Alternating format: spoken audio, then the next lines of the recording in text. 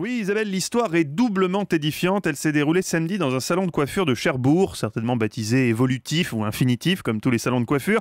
Un homme, très mécontent du résultat de sa coupe, a eu ce réflexe qu'on a rarement lorsqu'on réalise que le coiffeur nous a raté. Il a appelé la police. Pas con. Non, c'est vrai, c'est pas con. Au fond, c'est vrai, dans ces cas-là, on sait pas trop quoi faire. Bon, on laisse pas de pourboire, on soupire pour bien montrer qu'on reviendra pas, que la prochaine fois on ira chez Jean-Louis David. Vous, par exemple, Isabelle, bon, la dernière fois qu'un coiffeur a raté votre balayage californien, que vous êtes sorti, on aurait dit Zazaga à bord dans Moulin Rouge, eh ben, vous avez pas appelé la police. Hein, vous avez fait comme la plupart des femmes confrontées à une erreur capillaire, vous avez appelé votre meilleur ami.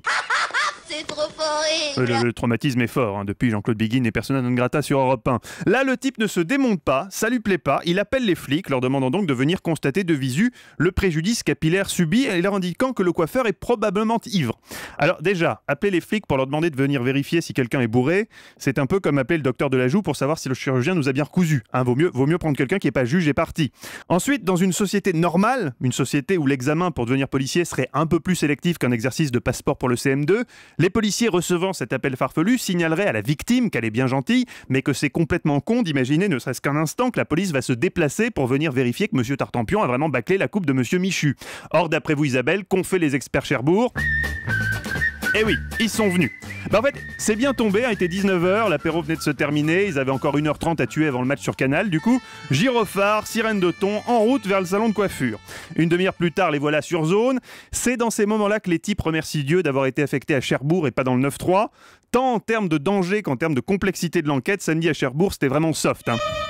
Ouais, chef, je m'approche du salon de coiffure, là. Je traverse le jardin de Madame Ginois. Ah, attendez, chef, j'aperçois un profil suspect. Individu de type maghrébin en embuscade au niveau du rhododendron. Grandes oreilles, très basanées. Il répond pas aux sommations. Je tire. Ah merde.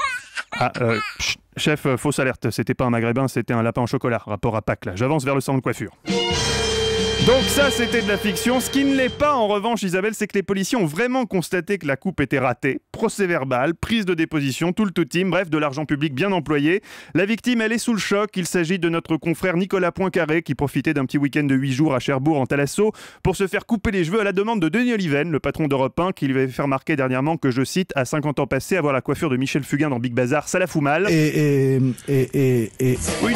pas de... tu coupes, sinon tu coupes tout ça, sinon je te fous la matinale week-end, avait dit Denis. Bref, Isabelle, que nos amis policiers reçoivent beaucoup d'appels farfelus, on veut bien le croire, mais s'ils interviennent à chaque fois qu'un coiffeur rate une frange, on n'est pas près de le retrouver du pont de Ligonnès. Cherchez-moi, coucou, coucou. Ouais bah. Je suis caché. Bah te casse pas Xavier, ils ont d'autres chats à fouetter visiblement.